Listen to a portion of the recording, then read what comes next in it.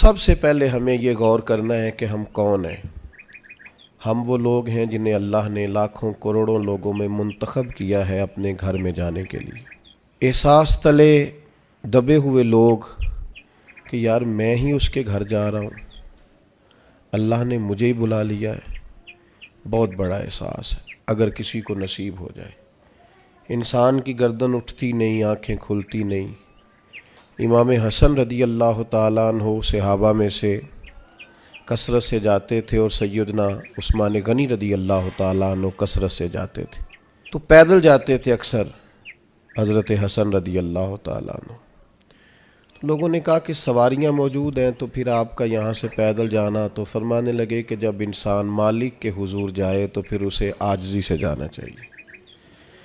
تو پروٹوکول کی طبیعت چھوڑ کر یہاں جانی چاہیے، اس لیے کہ اللہ تعالیٰ دیکھیں اسلام ہم پر کوئی سختی نہیں کرتا۔ سیدہ عائشہ صدیقہ رضی اللہ تعالیٰ عنہ فرماتی ہیں کہ دو چیزوں میں اگر نبی پاک علیہ السلام کو کبھی اختیار دیا جاتا تھا تو امت کے لیے جو آسان چیز ہوتی تھی اسے اختیار فرماتے تھے، مشکلات نہیں کرتے تھے۔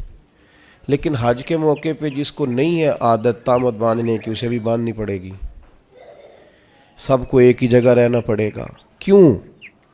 اس لیے کہ امت مسلمہ کی وحدت قائم ہو، ایک بولی بولیں، ایک لباس میں ایک جگہ پہ اکٹھے ہوں، کہیں تو مسلمان سارے جمع ہو جائیں ایک چھتری تلے۔ تو سب سے پہلے تو جتنے ہمارے ذاتی پروٹوکول ہیں وہ ہمیں گھر چھوڑ کے جانے پڑیں گے۔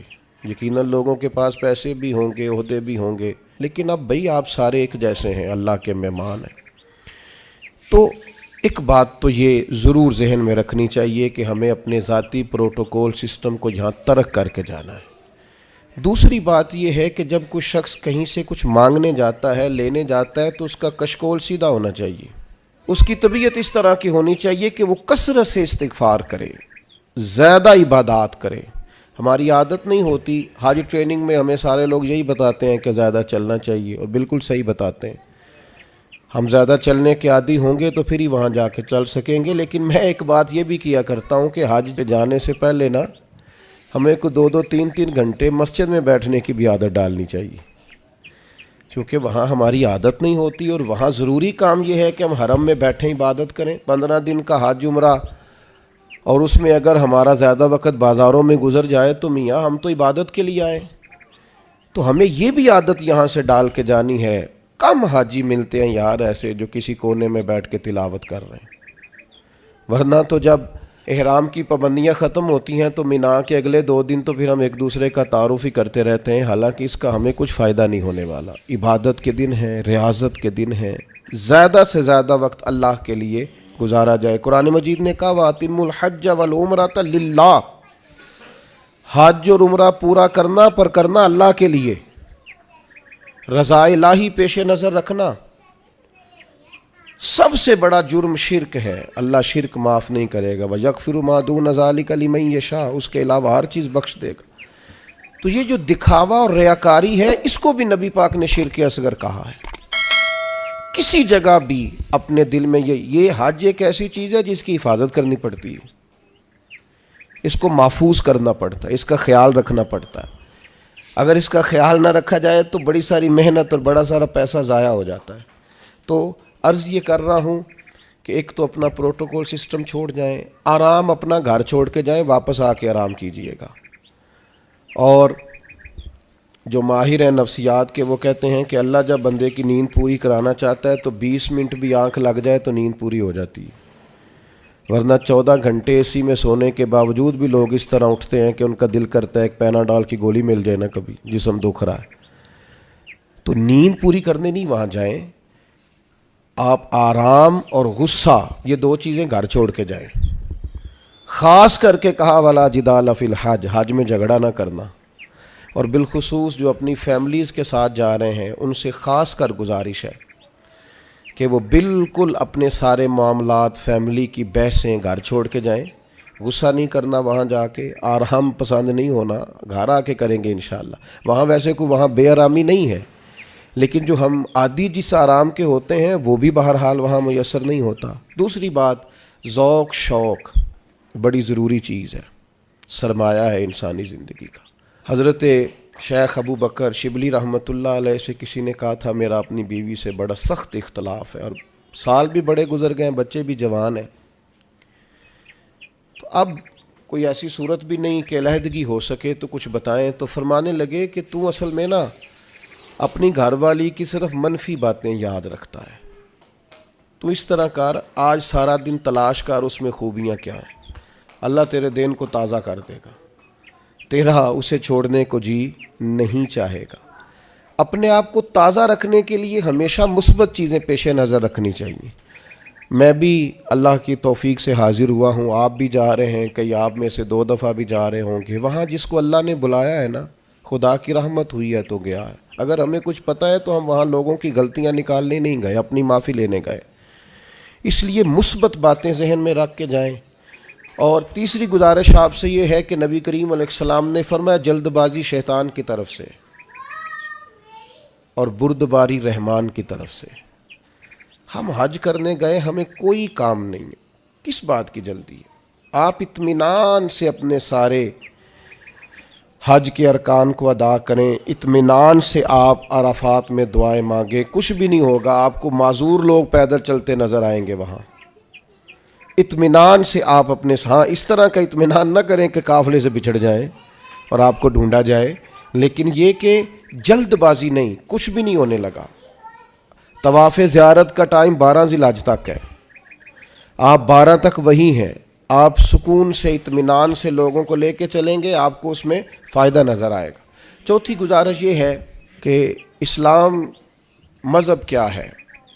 حضرت تمیم داری رضی اللہ تعالیٰ عنہ نے نبی پاک علیہ السلام سے پوچھا کہ دین کیا ہے؟ تو فرمایا دین النصیحہ، میرا سارا دین کسی کا بھلا کرنے کا نام ہے، سارا دین خیر خواہی ہے۔ وہاں ایک دوسرے کو سپورٹ کرنا بڑا ضروری ہے، ایک دوسرے کو لے کے چلنا بڑا ضروری ہے۔ کچھ لوگ آپ کو بوڑھے ملیں گے، کچھ بیمار ملیں گے، کمزور ملیں گے، ان لوگوں کا خیال کرنا بڑا ضروری ہے، اس بات کا خاص کر لحاظ رکھیں۔ 5ویں گزارش حج پہ جانے والوں کی خدمت میں یہ ہے کہ آپ رب کریم کے مہمان ہیں، اللہ نے آپ کو چنا ہے، اپنے وطن کے لیے دعائیں مانگیں، امت مسلمہ کے لیے دعائیں مانگیں۔ ہمارے دل ایک دوسرے سے دور ہو گئے، ہر محکمہ ہر ادارہ ایک دوسرے کے بارے میں نفرت انگیزی کرتا ہے۔ اللہ کے حضور حاضر ہوں تو وہاں سے خیر طلب کریں کہ مالک ہم سارے آپس میں ہیں، ہمارے دلوں کو جوڑ دے، کچھ ایسا کر دے کہ امت میں وحدت پیدا ہو۔ عالم اسلام جو جگہ جگہ ٹوٹا ہوا ہے، جس طرح آج جوڑ دیا ہے، سب کو جوڑ دے۔ الترغیب والترہیب میں حدیث ہے، عرفات کا دن ہے، کروڑوں پتو شخص ہے، اربوں روپیہ اس کے پاس ہے، نوکر چاکر ہیں، لیکن وہ زمین پہ بیٹھا ہے، بالوں میں ریت پڑ گئی ہے۔ رسول اللہ صلی اللہ علیہ وسلم نے فرمایا رب فرشتوں سے پوچھتا ہے، حالانکہ اللہ جانتا ہے، پوچھتا ہے یہ لوگ کدھر آئے ہیں سارے؟ بڑے بڑے امیر، بڑے بڑے پڑھے لکھے، بڑے بڑے، کدھر آئے ہیں سارے؟ تو فرشتے عرض کرتے ہیں مالک یہ تجھے راضی کرنے آئے ہیں۔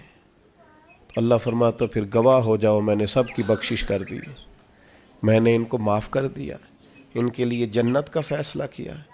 دوستو بڑی بڑی بات ہے، یعنی شارحین حدیث کہتے ہیں یہ بڑی بات نہیں، یہ بہت بڑی بات نہیں کہ رب کی بارگاہ میں ہمارا خالی ذکر ہی ہو جائے، وہاں تذکرہ ہی صرف ہو جائے، یہی بہت بڑا نہیں۔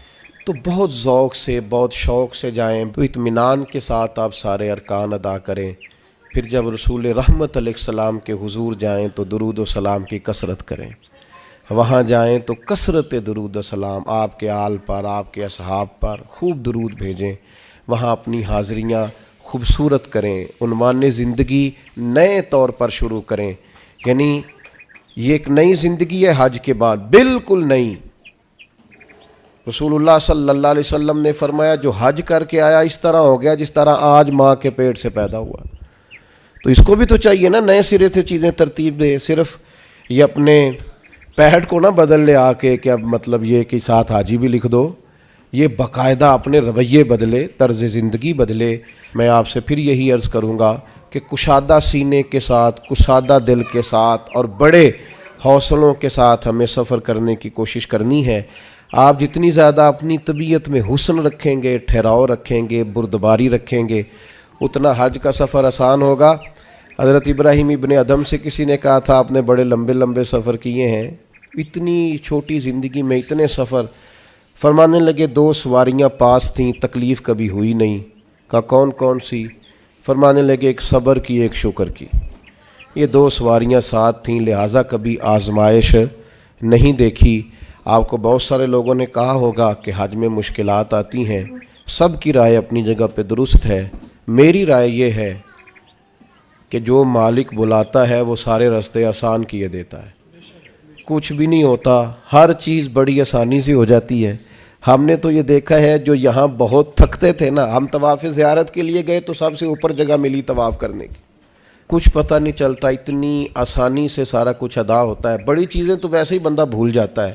بہت ذوق سے جائیے، بہت شوق سے جائیے، اور بڑا آسان ہے بھائی۔ اب تو استری نہیں ٹوٹتی حاجی صاحب کی، گھر سے بھی دروازے پہ گاڑی، اور وہاں آپ کے پاس ٹیبل اور کھانا۔ تو یاد کیجئے نا ان لوگوں کو جو بحری سفر کرتے تھے یا پیدل جاتے تھے، اور جاتے تھے اور کرتے تھے اور سب ہوتا تھا اور ٹھیک ٹھاک لوٹتے تھے، اور آتے تھے تو لمحہ لمحہ شکر کرتے تھے۔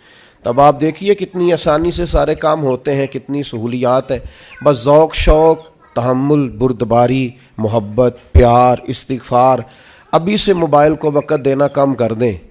موبائل کی جگہ تسبیح لے لیں ہاتھ میں، تسبیح ہاتھ میں ہو تو چلتی بھی رہتی ہے، کچھ نہ کچھ بندہ پڑھتا بھی رہتا ہے۔ اور اگر موبائل رکھنا بھی ہے تو قرآن مجید رکھیں اس کے اندر اور تلاوت کریں، اور اللہ تبارک و تعالیٰ کی یاد میں وقت گزاریں۔ تھوڑے سے تنہائی پسند ہوں، پھر دیکھیے حج میں عبادت کی کتنی لذت آتی ہے۔ دل کی گہرائی سے دعا کرتا ہوں اللہ تعالیٰ اس سارے قافلے کے سفر کو آسان کرے۔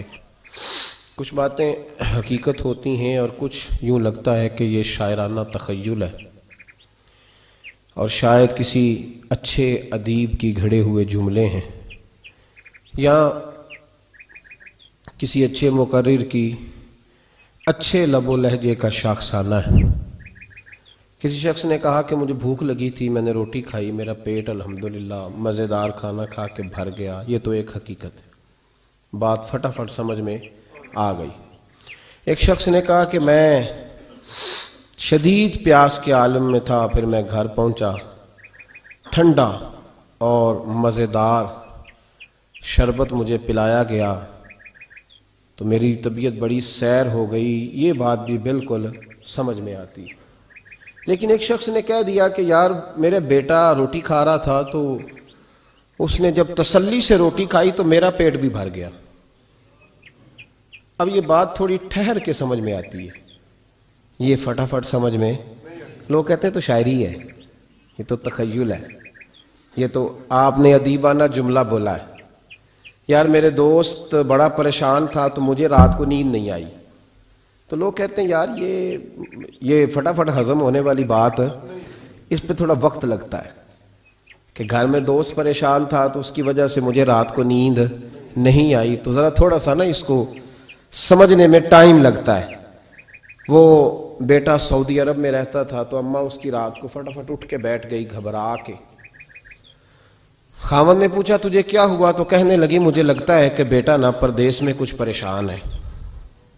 تو کئی دفعہ وہ والد صاحب مذاق بھی اڑاتے ہیں، کہتے ہیں تجھے کوئی غیب کا علم ہے؟ سو جا چپ کر کے، اچھا بھلا تھا میری ابھی شام کو بات ہوئی ہے۔ یعنی اتنی جلدی بات یہ شعور میں آتی، صحیح کہہ رہا ہوں؟ یہ مطلب میں نے کھانا کھایا میرا پیٹ بھر گیا یہ تو سمجھ میں آئی، لیکن میرے بیٹے نے کھانا کھایا اور میرا پیٹ بھر گیا یہ سمجھ میں نہ آئی۔ میں پریشان تھا، رات بھر میں سو نہ سکا، یہ تو سمجھ میں آتی ہے، لیکن میں پریشان تھا اور میری وجہ سے میرا دوست ساری رات بیدار رہا، یہ بات سمجھ میں۔ یہ لوگ اس کو شاعرانہ بات سمجھتے تھے، لیکن میرے رب کریم نے اس بات کو قرآن پاک میں بیان فرما دیا۔ لَقَدْ جَاءَكُمْ رَسُولٌ مِّنْ أَنفُسِكُمْ، فرمایا تحقیق میں نے تمہیں میں سے تمہیں رسول عطا فرمایا۔ عزیز علیہ ما عنتم، ذرا آیت کا لطف لیجئے گا، مزہ لیجئے گا۔ فرمایا تم اگر مشکل میں پڑو نا تو یہ بات میرے نبی کو تکلیف دیتی ہے۔ امت اگر پریشان ہو تو حضور پر گراں گزرتا ہے، حضور پریشان ہوتے ہیں۔ نبی پاک کو تکلیف ہوتی ہے اگر امت آزمائش میں ہو. عزیز علیہ ما عنتم، میں نے کہا کہ یہ بات اتنی جلدی ہضم ہونے والی نہیں تھی، پر رب کریم نے جب قرآن میں بیان کر دیا، جب اللہ نے اسے اپنے محبوب کی شان میں نعت بنا کے نازل کر دیا کہ میرے محبوب کے غلاموں تم اگر کبھی آزمائش میں ہو تو میرے رسول پر یہ بات بوجھ بن جاتی، اور فرمایا حریص علیکم، وہ تمہاری بھلائی چاہنے میں جلدی کرتے ہیں، جلدی کرتے. وبالمؤمنین رؤوف الرحیم، مومنوں پہ رؤوف بھی ہیں اور رحیم. اللہ بھی رؤوف ہے نا، اللہ بھی رحیم ہے، نبی پاک بھی رؤوف ہیں اور رحیم. اللہ ہی کہہ رہا ہے حضور کو بالمؤمنین رؤوف. یہ سورہ توبہ کی آیت نمبر 128 ہے، مطالعہ کر لیجئے گا. اللہ نے نبی پاک کو کہا وبالمؤمنین رؤوف الرحیم، مومنوں پہ رؤوف بھی ہیں اور عقیدہ شرط ہے دین میں. اعمال جتنے مرضی بندہ اچھے کر لے، عقیدہ اچھا نہ ہو تو اعمال فائدہ نہیں دیتے. عقیدہ شرط ہے. کہتے ہیں جو لفظ اللہ کے لیے کہا اگر نبی پاک کے لیے کہا تو مشرک ہو جائیں گے، تو اللہ نے خود نبی پاک کو رؤوف الرحیم کہا. ایمان ہوا کہ شرک ہوا؟ فٹافٹ لوگوں نے شرک کفر بڑا سستا سمجھ لیا ہے. کہتے ہیں جی اگر اللہ کو غیب ہے اور حضور کے لیے بھی لفظ بولا تو مشرک ہو جائیں گے. ہاں کچھ لفظ ایسے ہیں جو صرف اللہ کے لیے، کسی اور کے لیے بولنا درست. لفظ اللہ یہ صرف اللہ، لفظ رحمان یہ صرف، کبھی کسی سے آپ نے سنا ہے اس نے نبی پاک کو رحمان کہا ہو؟ رحمان صرف اللہ. تو جو لفظ خالصتاً مالک کے لیے ہیں وہ مخلوق کے لیے بولنا درست. اور اگر اللہ خود کہے اپنے نبی کو رؤوف الرحیم، دیکھیں نا اللہ سنتا ہے نا، تو آپ اللہ معاف کرے نہیں سنتا. بہت سارے دوست چوپ رہے ہیں، شاید نہیں سنتا. مجھے کسی شخص نے پوچھا جی اللہ سنتا ہے؟ جی میں نے کہا سنتا ہے. تو اس نے کہا آپ سنتے ہیں؟ تو کیا کہوں اسے؟ بہرا ہوں میں، حالانکہ مجھے سنتا ہے. تو شرک ہو گیا، کفر ہو گیا. بھائی اللہ سنتا ہے، سنتا ہے. تو اس نے کہا جناب سیٹھ صاحب، استاد جی، سر جی، پروفیسر صاحب، ٹیچر صاحب، علامہ صاحب، مفتی صاحب، قاری صاحب، والد صاحب، آپ بھی سنتے ہیں؟ کبھی سنتا ہوں. اب بھی تو کہہ نہیں سکتا کہ میں نہیں سنتا. بس ایک فرق ہے، وہ یاد رکھے کہ جس طرح اللہ سنتا ہے اس طرح بندہ نہیں سن سکتا، چونکہ اللہ کی جو سماعت ہے وہ ذاتی ہے. بندہ اتنی دیر تک نہیں سنتا جب تک اللہ اسے کان نہ عطا کرے. یہ فرق یاد رکھیں، یہ فرق ہے. کوئی کفر نہیں ہوتا، کوئی شرک نہیں ہوتا، لیکن لوگ بازاروں میں نکلے ہوئے ہیں کفر، شرک اور بدعت کی پوری پٹاریاں بانٹتے ہیں اور مفت تقسیم کرتے ہیں. فی سبیل اللہ معاذ اللہ ثم معاذ اللہ. میرے بھائی یاد رکھیں قرآن نے کہا نبی پاک کو وبالمؤمنین رؤوف الرحیم. ہمارے ہاں نا معاشرے کے اندر کچھ چیزیں ایسی ہیں جو آہستہ آہستہ زور پکڑتی جا رہی ہیں. ان میں سے ایک چیز ہے خود غرضی، خود پسندی، اپنی ذات اور اپنی سوچ کے دائرے میں بند رہنا. وہ اقبال نے جو کہا تھا نا، اگرچہ بت ہیں جماعت کی آستینوں میں پر مجھے ہے حکم ازاں لا الہ الا اللہ. میں نے دیکھا ہے ہماری اپنی جو چھوٹی چھوٹی جماعتیں بن جاتی ہیں وہ اپنے اپنے خول میں بند ہو جاتی ہیں. انہیں خیر اپنے پاس نظر آتی ہے، جو پیچھے لگے ہوتے ہیں ان میں نظر آتی ہے، نہ ادھر نظر آتی ہے معاذ اللہ اور نہ ادھر. خود غرضی، خود پسندی، اپنی ذات کے دائرے میں بند رہنا محدود کر دیتا ہے انسان کو. خدا مجھے ایسی خدائی نہ دے کہ اپنے سوا کچھ دکھائی نہ دے. اور پھر اس کا لوگوں نے ایک اور ترجمہ کر لیا ہے اپنے آپ کو سمجھانے کے لیے، اپنی طبیعت کو لگانے کے لیے ایک اور ترجمہ کر لیا. وہ ترجمہ کیا ہے؟ وہ کہتے ہیں جی میں کسی کے ذاتی معاملات میں دخل نہیں دیتا. ذاتی معاملات میں دخل دینا اور ہے، اور کسی پریشان حال کی پریشانی کو دور کرنا اور ہے. کسی شخص کے ذاتی معاملات میں دخل دینا اور ہے، اور گرتے ہوئے کا ہاتھ تھامنا اور ہے. اب لوگوں نے پتہ کیا کیا، یہ دخل نہیں دیتا، اس کا مطلب پتہ کیا ہے؟ کوئی قرضے میں ڈوبا ہوا ہے تو اس کا ذاتی معاملہ ہے، وہ میرا معاملہ نہیں ہے. کوئی آدمی دکھوں میں گھر گیا ہے تو کہتے ہیں وہ اس کا ذاتی معاملہ ہے. اب ذاتی معاملے کا یہ ترجمہ کیا لوگوں نے. میرے رسول کریم علیہ السلام نے دین کو اتنا کھول کر بیان کیا، اتنا کھول کر بیان کیا. مسلم شریف کی یہ حدیث شاید اس درجے کی بات دوسری کہیں مل ہی نہیں سکتی.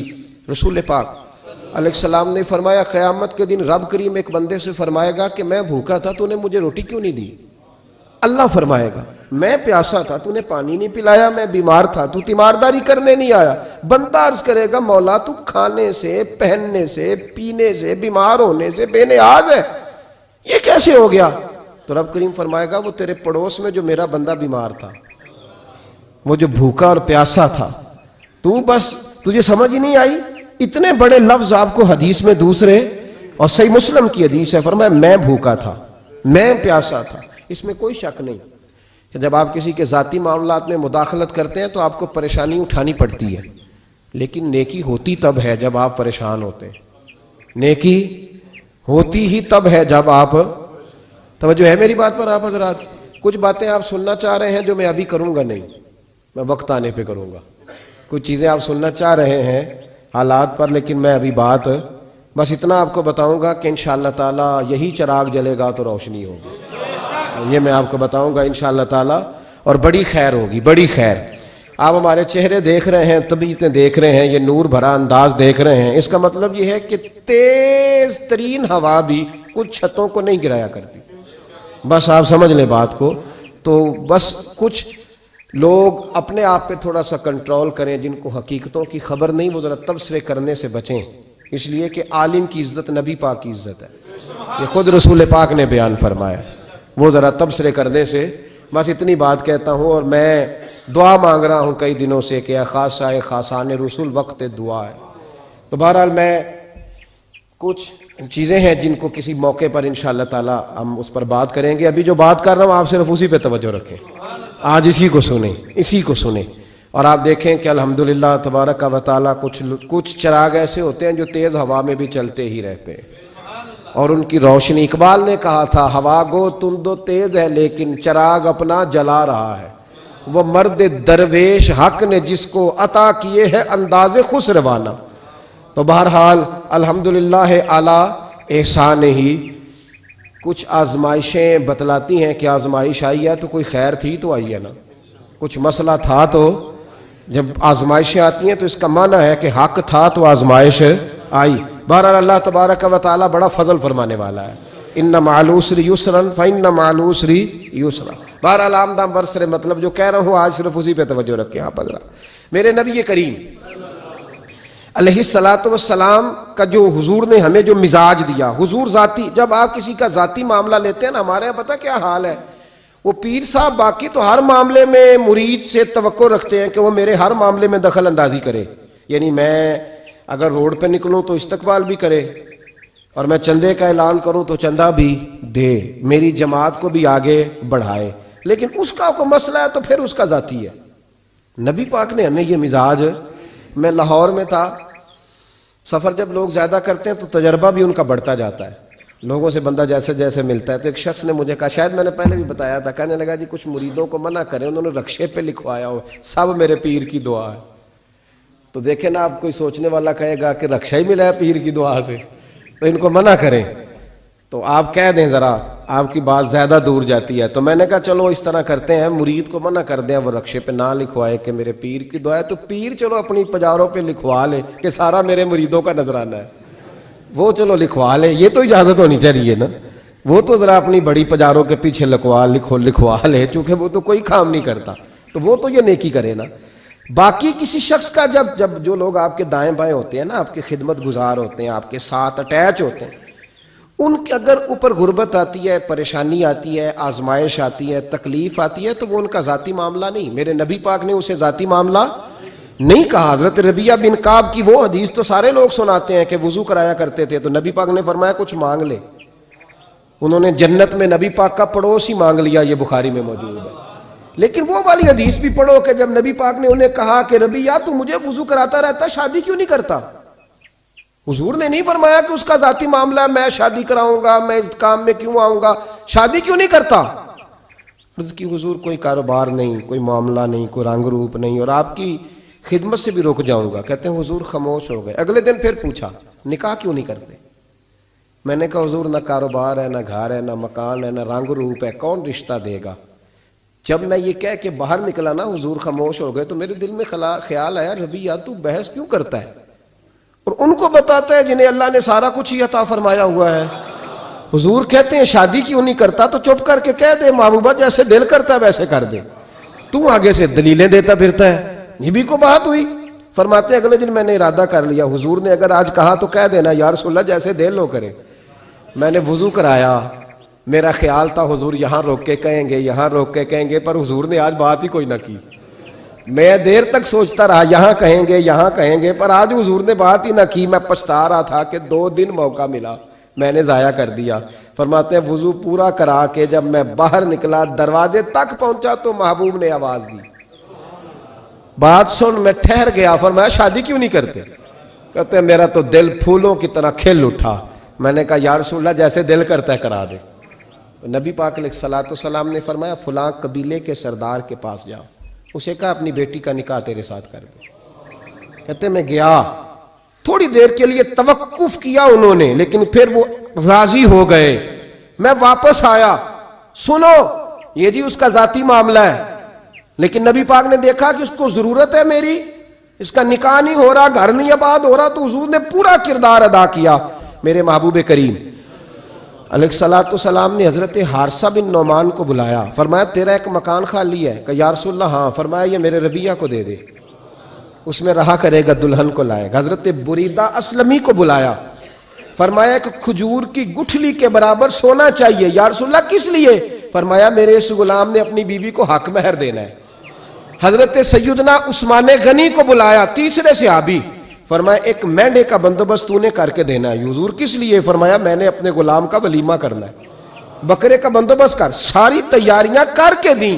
حضرت ربیہ کہتے ہیں جب میں دلہن بیاہ کے گھر لایا تو میرے دوست یار رشتہ دار مبارک دینے آئے، کہنے لگے تیری کیا بات ہے، شادی بھی اعلیٰ خاندان، ولیمہ بھی، اور کھجور کی گٹھلی کے برابر حق مہر بھی۔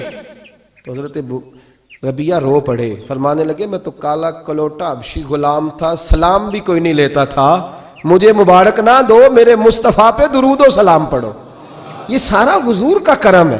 کہتے ہیں اس کا ذاتی معاملہ ہے، بھئی سارا دن تیرے ساتھ رہتا ہے، اٹھتا ہے بیٹھتا ہے، تیری نوکری کرتا ہے، تو نے کبھی پلٹ کے دیکھا ہی نہیں، تو نے کبھی اشک شوئی نہیں کی، تو نے اتنا ٹائم ہی نہیں دیا کہ تیرے کندھے پہ سر رکھ کے رو سکے، تیری توجہ ہی نہیں۔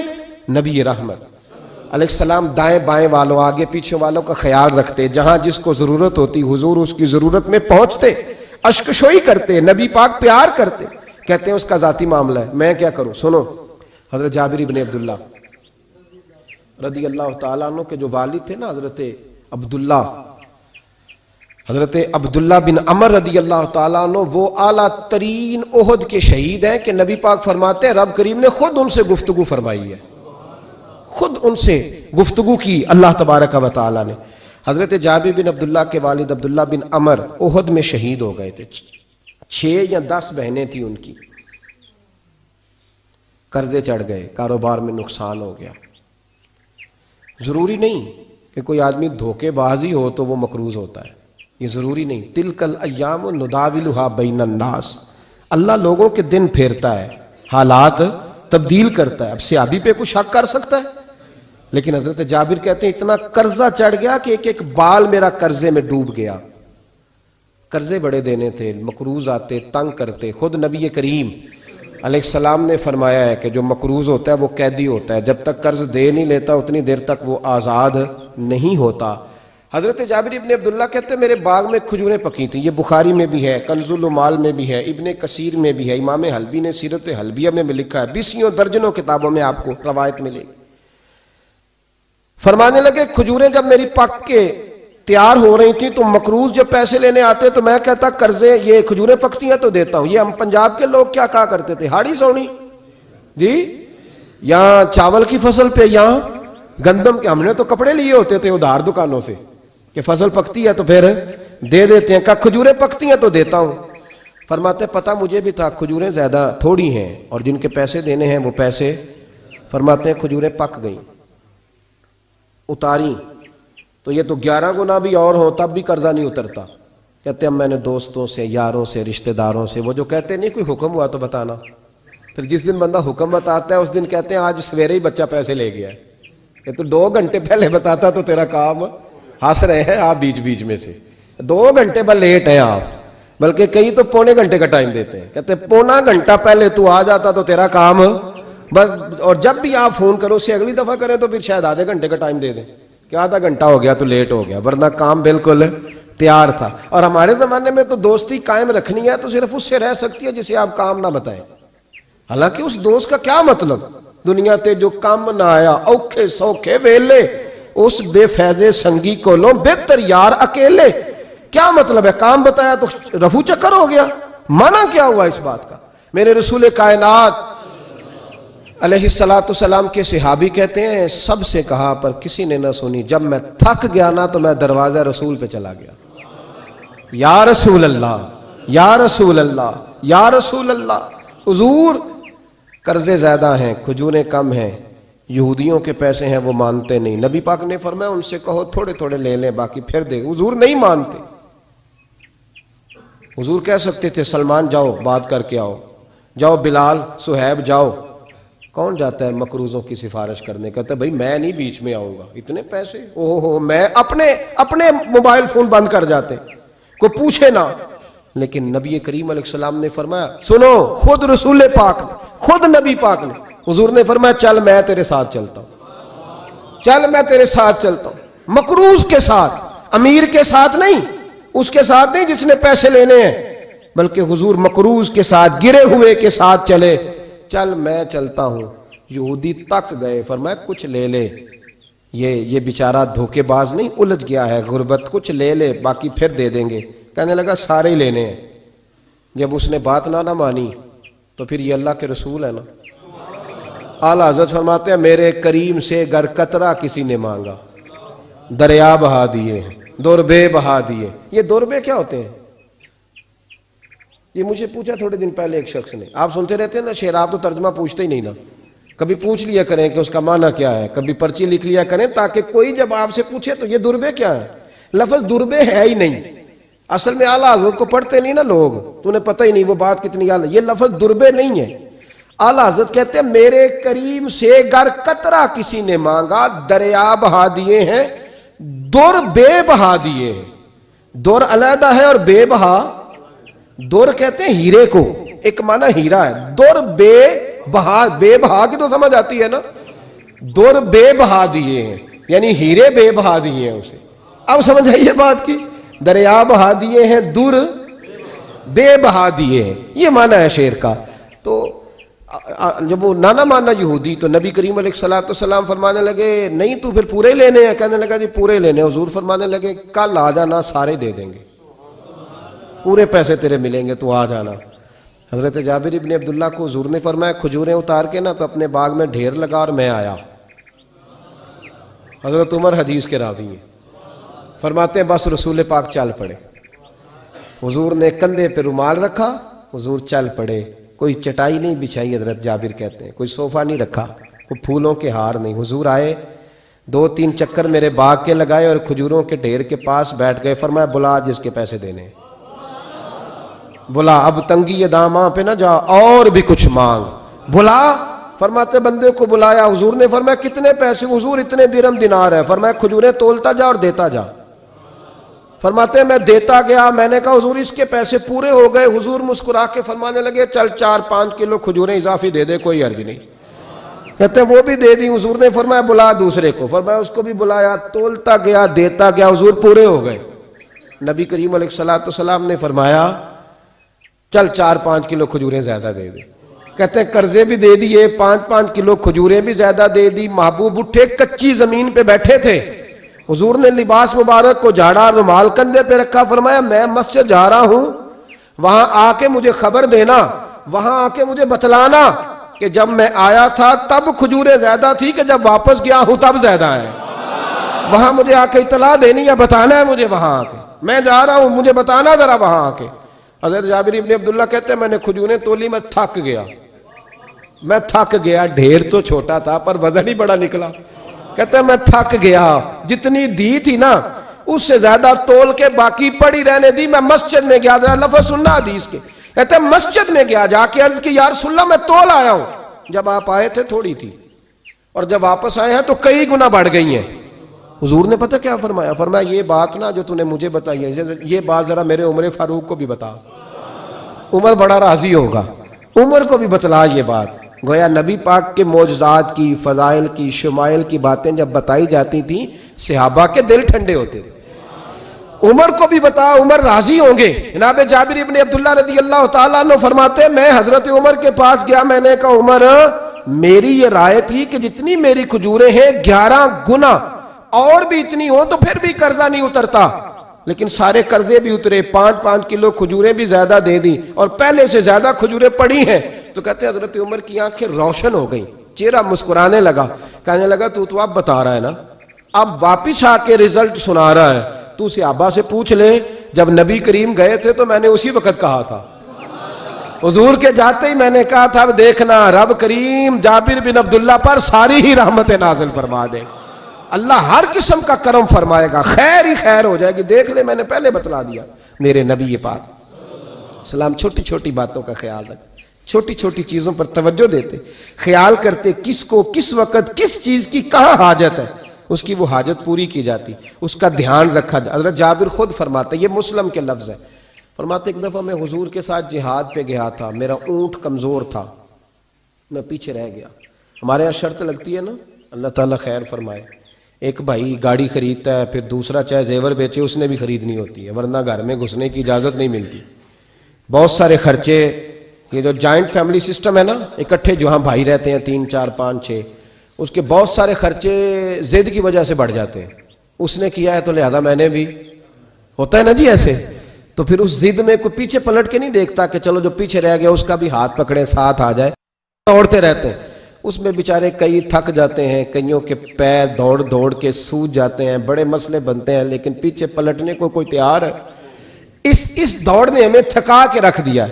مسلم میں ہے جناب جابر ابن عبداللہ کہتے ہیں حضور کے ساتھ میں جہاد پہ گیا، واپس آ رہا تھا، میرا اونٹ کمزور تھا، بوڑھا تھا، بیمار تھا، سب لوگ آگے گزر گئے، میں پیچھے رہ گیا. کچھ میں پریشان رہتا تھا غربت سے، تو میں مایوس بھی تھا، ذرا پیچھے رہ گیا، پریشان تھا.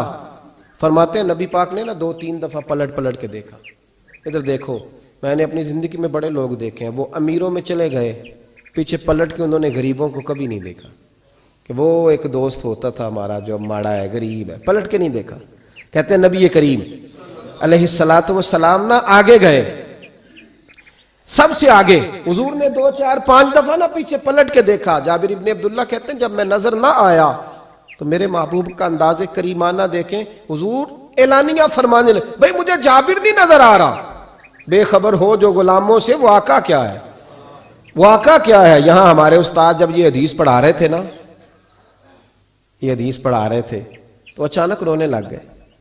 میں نے کہا حضور کیا ہوا، رو کیوں پڑے؟ تو کہنے لگے یار سوچتا ہوں جو محبوب جہاد سے واپسی پر اپنے غلاموں کو نہیں بھولے وہ میدان محشر میں کیسے بھول جائے گے. وہ وہاں بھی پوچھیں گے فلانا کدھر گیا، فلانا کدھر گیا، ایک ایک کا نام لیں گے. حضور نام لیں گے، ہماری موج بن جائے گی. نبی کریم نے پلٹ کر کے دیکھا، جابر نہیں نظر آ رہے. حضور ان کا اونٹ کمزور ہے، پیچھے رہ گئے. حضور نے یہ نہیں فرمایا کہ ذرا آہستہ کرو ساتھ، یہ نہیں فرمایا، بلکہ نبی پاک نے فرمایا تم چلو. قافلہ چلتا رہا، حضور نے گھوڑا پیچھے کی طرف موڑا، سب سے پیچھے آئے. جناب جابر کہتے ہیں پیچھے میرے پاس. اس حکمت کو آپ سمجھیں، حدیث کے ان لفظوں پر آپ غور کریں. ایک کہہ کے کہنا ذرا اس کو میرے پاس لاؤ، یہ بات اور ہے، ذرا آہستہ ہو جا، وہ بھی ساتھ مل جائے. لیکن یہ معنی اور ہے کہ غریب جہاں بیٹھا ہے اس کے پاس خود چل کے جانا.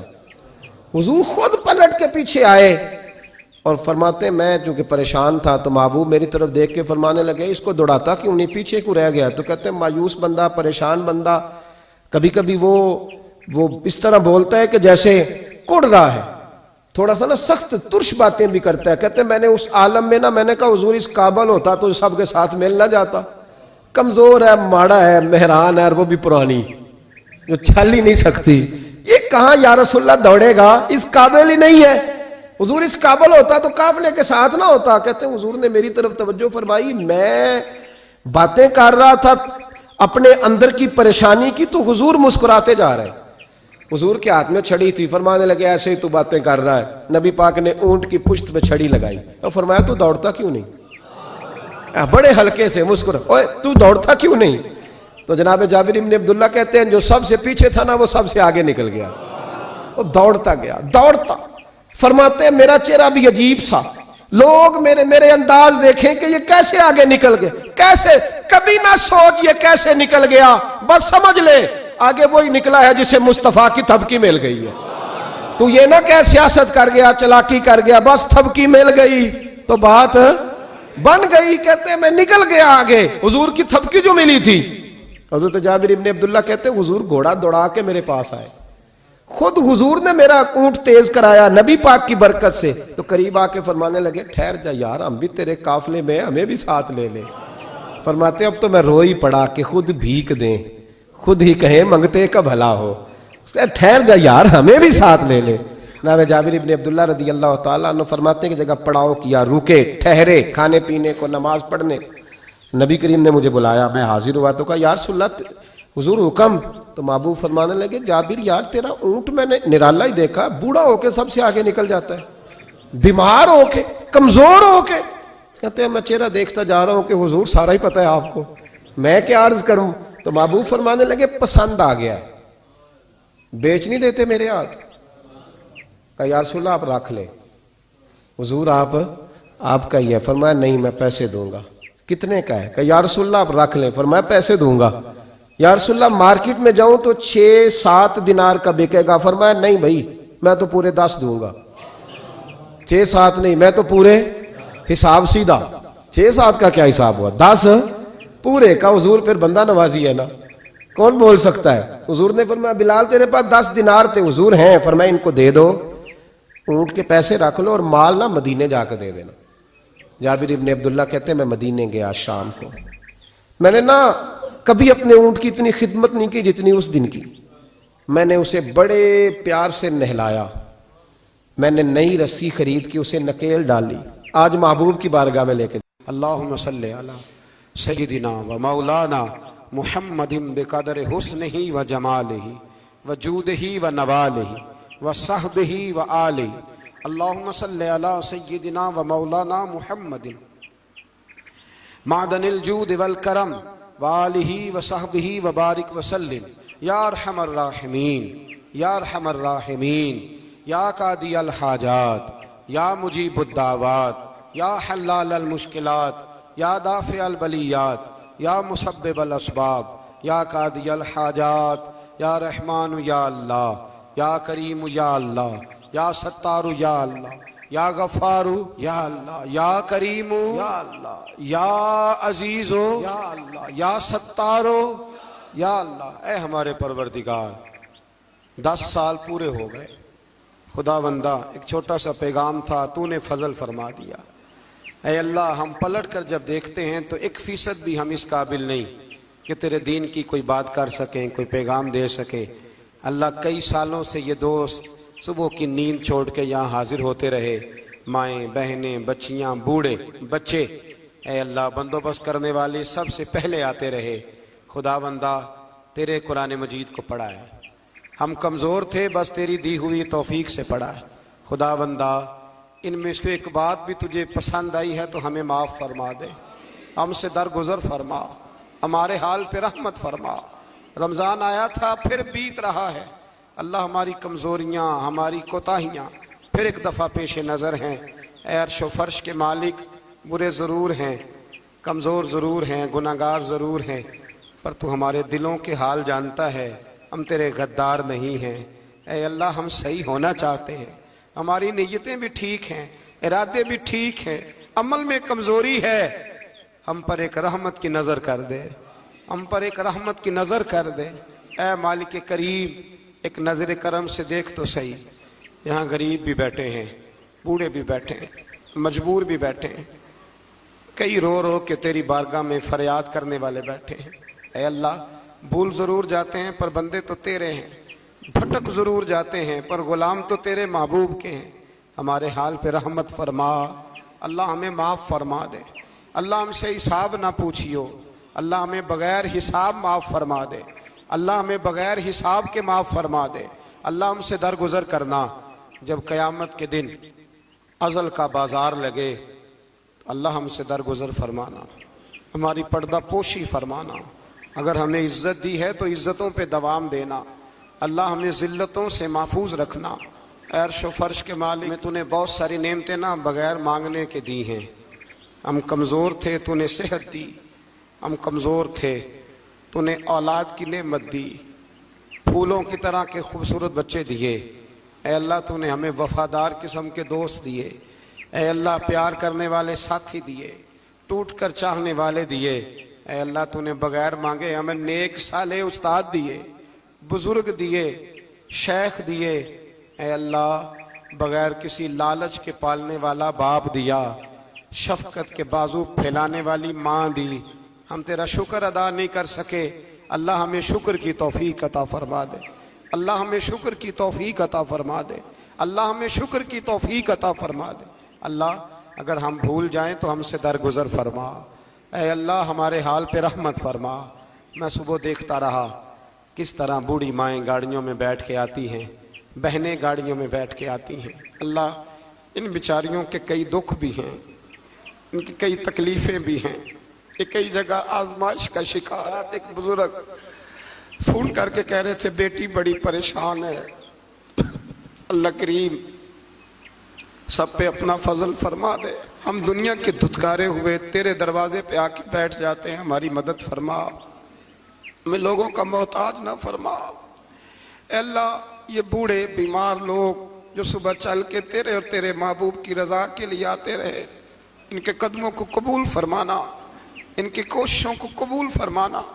اللہ معذور بزرگ بیچارے لاٹھیوں کے سہارے یہاں تک پہنچ کر تیرے دین کی بات سنتے رہے، ان کے حال پہ کرم فرما، ان پہ رحمت فرما، ہم سے درگزر فرما، ہمارے ساتھ معافی والا معاملہ فرما۔ اے اللہ مائیں بہنیں بچیاں بیچاری اللہ شوق سے ذوق سے آتی رہیں، خداوندہ ان کے دکھ دور فرما دے، ان کو آزمائشوں سے نکال دے۔ جو بیچاریاں اولاد کے لیے روتی ہیں اور کہتی ہیں ایک بیٹی ہی مل جائے سسرال میں رہنے کے قابل ہو جاؤں، اللہ ان پہ رحم فرما دے۔ جو جس حال میں پریشان ہے اس کی مدد فرما دے، تیرے محبوب کی امت بڑی پریشان ہے۔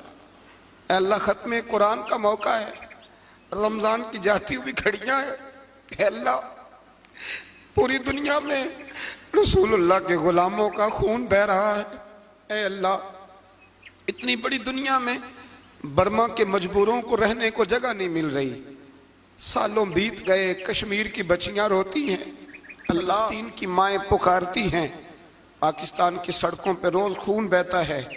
ہم نے بڑی بڑی کوشش کر کے بڑے بڑے لوگوں کے وعدوں پہ اعتبار کیا۔ اے اللہ اب تو ہماری مدد فرما، ہماری مدد فرما، غریبوں کی مدد فرما، یتیموں کی مدد فرما۔ اے اللہ جو سڑکوں پہ جھونپڑیوں میں ہیں ان کی مدد فرما۔ اے اللہ جو بیچارے چھابڑی فروش ہیں ان کی مدد فرما، جہاں جوان بچیاں ہیں ان کی مدد فرما۔ اے اللہ غریبوں کی مدد فرما، مجبوروں کی مدد فرما۔ اے اللہ تنگ دست لوگوں کی مدد فرما، بیماروں کو شفا دے دے، مقروضوں کو قرضوں سے رہا کر دے، تنگ دستوں کو وسعت دے دے۔ ہمارے وہ مشائخ، ہمارے وہ بزرگ انہوں نے ہمیں یہاں تک پہنچایا، ان کی قبروں پہ رحمتوں کا نزول فرما، ان پہ کرم نوازیاں فرما۔ جن کے عزیزوں رشتہ داروں میں سے کوئی دنیا سے چلا گیا ہے، اللہ جن کے ماں باپ رخصت ہو گئے ان کی قبریں نور سے بھر دے، رحمت سے بھر دے۔ ربنا اغفر لی ولوالدی وللمؤمنین یوم یقوم الحساب۔ اے اللہ زندگی میں جب موت کا وقت آئے نا تو ہمیں کلمے کی توفیق عطا فرمانا، ہمیں بے ایمانی کی موت سے محفوظ رکھنا، ایماندار مارنا ہمیں۔ اللہ ہماری آخرت کی منزلوں پہ اپنا فضل رکھنا، ہم سے سخت حساب نہ لینا۔ اے اللہ بس خار ہیں، بدکار ہیں، ڈوبے ہوئے ذلت میں کچھ بھی ہیں مولا تیرے محبوب کی امت سے۔ رب اغفر وارحم انت خیر الراحمین، وصلی اللہ تعالی علی حبیبہ سیدنا و مولانا محمد۔